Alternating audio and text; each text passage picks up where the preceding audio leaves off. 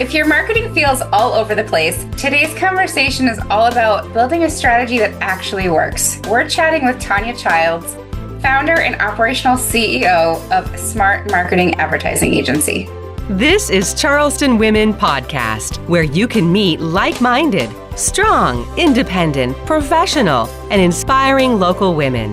This is Charleston Women Podcast. What started in Anderson, South Carolina in 2010 has expanded into Charleston, where Tonya is now growing both her business and team while helping companies ranging from small local brands to international billion-dollar businesses build smarter marketing foundations.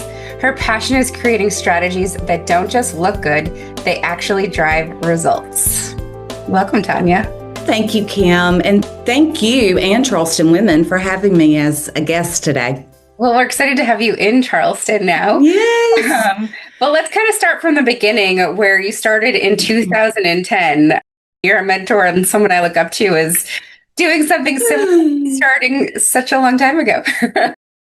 Thank you so much. In full transparency, I had always wanted to own my own advertising agency. I had a desire to become an entrepreneur. Back during that particular time frame in 2010, I had recently went through a divorce. I went to work one day and the doors to where I was working at were locked. The business had shut down and did not share that with all of the employees. So I said, well, now is the time. It's better than ever to start this advertising agency.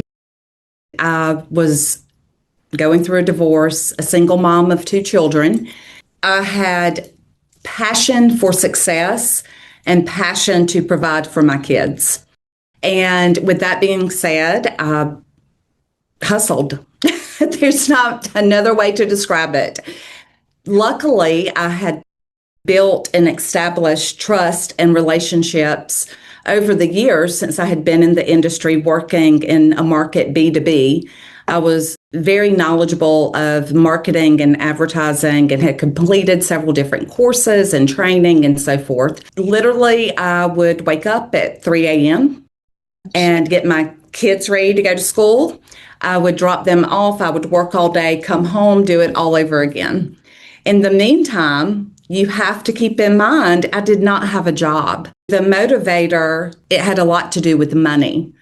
I was so broke when I first started Smart Marketing that I had to purchase my very first laptop off of QVC. And my very first employee was my longtime best friend. Finally, she told me, she was like, Tonya, you have to stop sending emails at 3 a.m.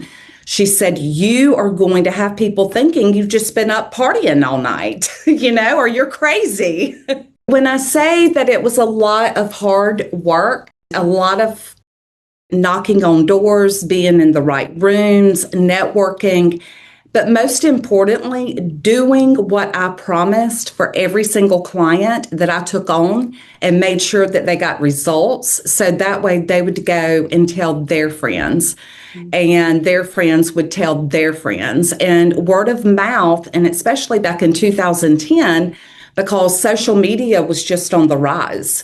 I think we had been in business maybe a couple of years before I ever even established a Facebook page. It's really going back to the basics of marketing and looking in the yellow pages, see who was advertising on billboards, cold calling. The reason why I started it, it was a dream, but on the flip side of it, it was God too saying, okay, this is the season. I'm opening up this door.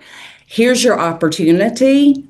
Now, what are you going to do with it? So you started this business, but what actually drove you to wanting to start this business in marketing? I've always had a passion for design and advertising and marketing and growth. I had the mindset whenever I first went into marketing and advertising back when I was 19, I had the opportunity to help businesses grow their businesses. That pat on the back and that, wow, Tonya, thank you. You have really helped our family business That was a huge hit of serotonin. I mean, it was like, oh my gosh, I have really just helped this family by increasing their business and improving their livelihood to help their business be successful. And I'm still today addicted to that success. You recently expanded into Charleston. How has that been for you? And you mentioned that you've been dreaming about it. What was it like to really start and come here from Anderson? I have always loved the Charleston area. Let me start there. We have been vacationing there for several years. Whenever I first visited, probably about 15, 16 years ago, I clearly stated, I said, I'm going to live here one day. That was around about the same time I started the agency. And about 5 years ago, I said, I'm going to open up a smart marketing in Charleston. I even put it on the website, coming soon, Charleston. Really, Kim, again, it was God's plan, not ours. We were vacationing, my husband and I, on Kiowa. We saw this condo that was for sale. I told Bo, my husband, I was like, let's just go look at it.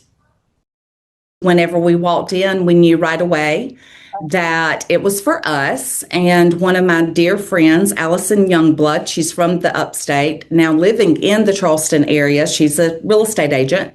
I called her, she showed it to us, and I was like, okay. She was like, well, look at a few more. I was like, okay, but I really think we like this one. And it just somewhat fell in our lap. And my husband has always told me, because he does have to reel me in, and he'll say, Tonya, if it doesn't come easy, it's not part of God's plan. If this comes easy, it's meant to be. And it did. All of the puzzle pieces fit into place. We had to renovate, started January 1st, hitting the ground pretty hard down there. We're here today. And I know you've mentioned that Charleston has really been supportive with the women supporting women. Oh, yeah. And you're in the summer issue for 2026 that just came out for Charleston women.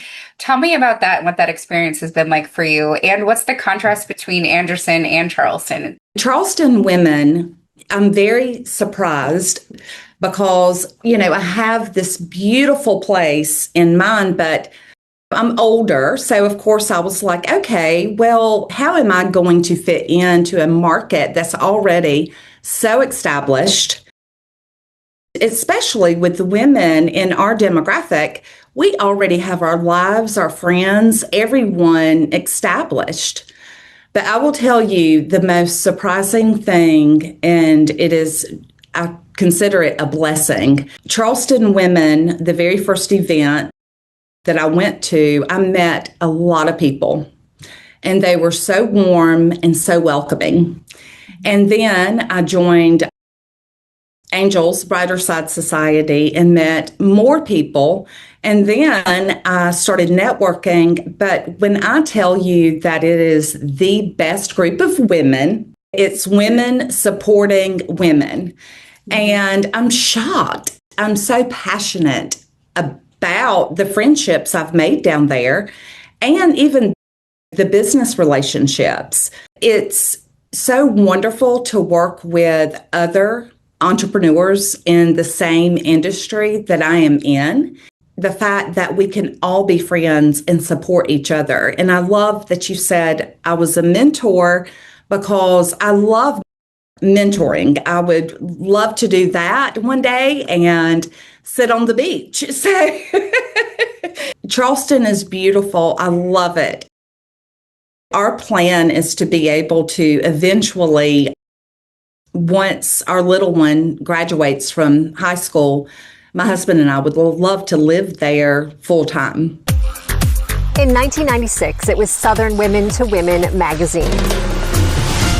Now it's Charleston Women magazine. Charleston Women is all about strong, capable, confident, hardworking, nurturing, determined, dedicated, and inspiring women. Our readers are business owners, entrepreneurs, mothers, sisters, wives, and grandmothers.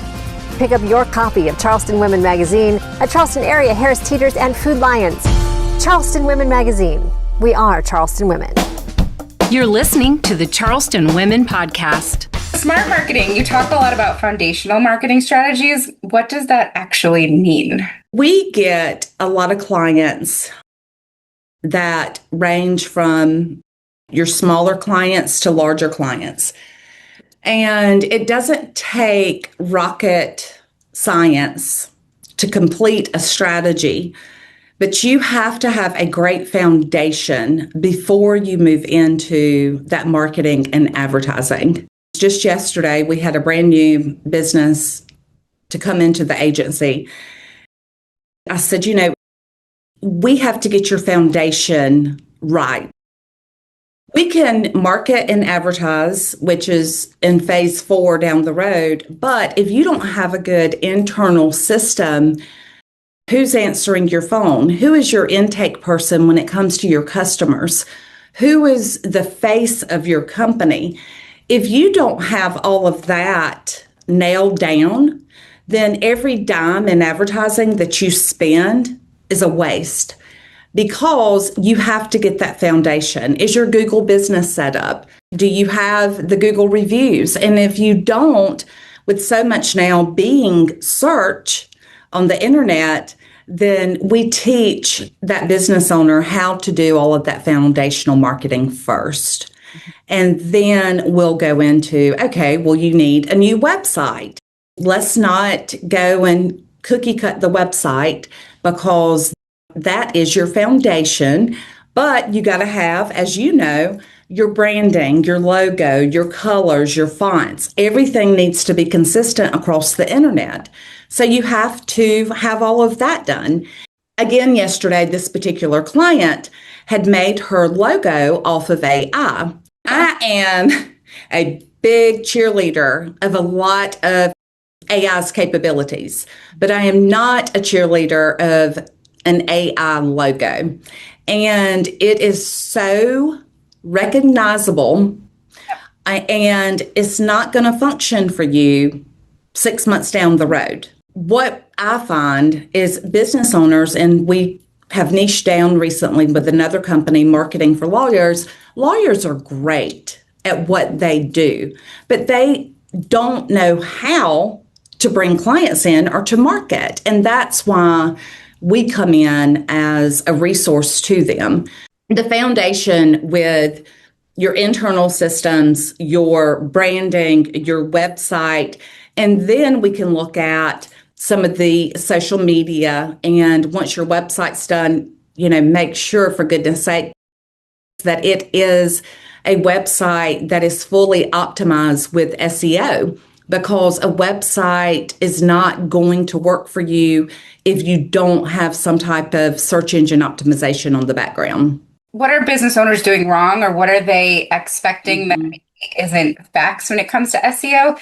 And speaking of AI, how are you keeping up, and how should business owners keep up with this AI movement, I'll say? Okay. As far as SEO, we'd use several different programs to help us amplify our SEO strategies. I have employees who only specialize in SEO and content. You would think content really wouldn't go hand in hand with SEO, but it is. Immediately, we go in and we perform an audit and a competitive analysis and audit whatever our client is doing or showing up as online. And then we go in and streamline through their internet directories.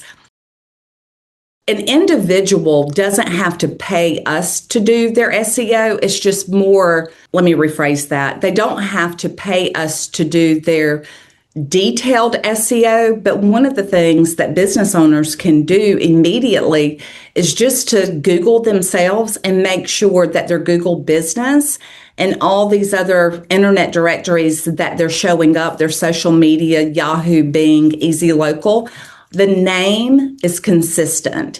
The address, phone number, and so forth, everything is consistent with that. We have the software and programs, and our team will go in and do all of the very technical SEO that is way above my head. AI is what you make out of it. But I don't recommend making graphics, logos, your brand, because your brand is who you are. It's like your heart. You can't survive without your brand.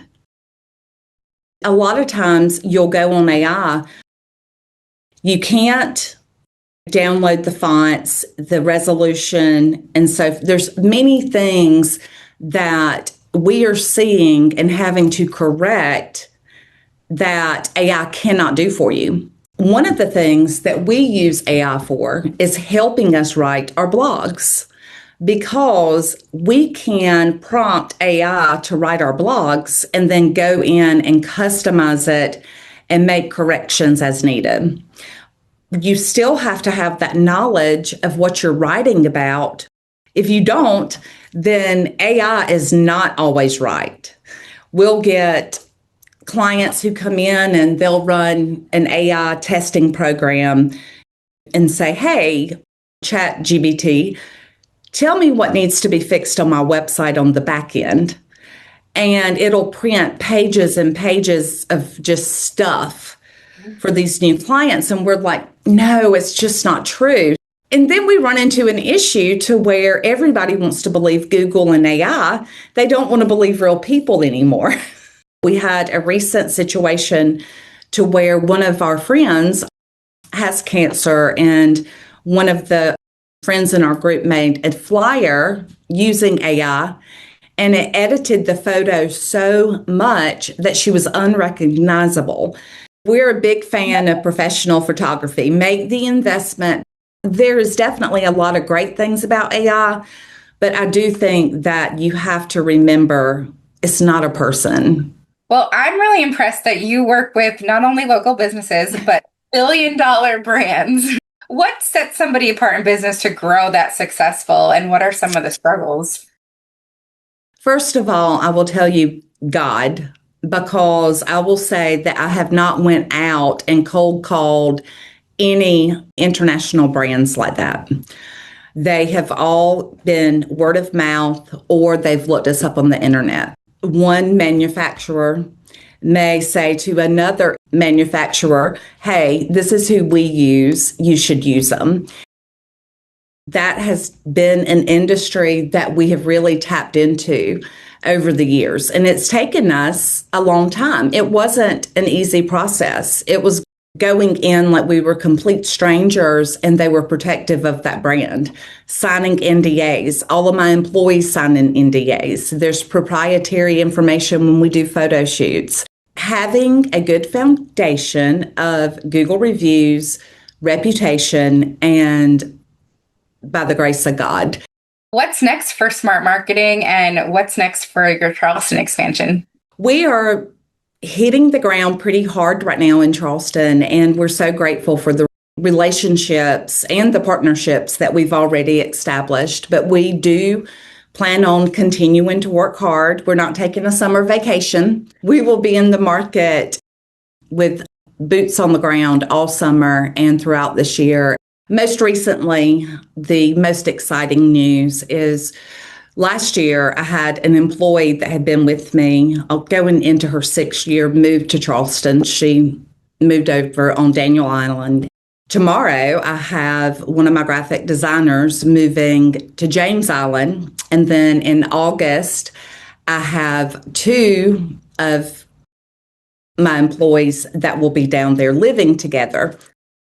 Next would be the brick and mortar, to where we wouldn't have to work remote, and just continue that growth and continue the expansion, and still focus, of course, on the upstate location, because that's has always been our bread and butter. But now with a full team in Charleston, we'll be able to serve clients hopefully soon in a brick and mortar location. Where can listeners find you and Smart Marketing?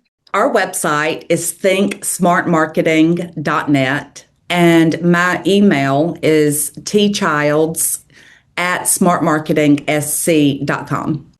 Tonya, thank you so much for being a guest on the Charleston Women podcast and allowing us to learn about all things smart marketing advertising agency. Oh, thank you, Kim. I think so much of you, and it was an honor to be on your show.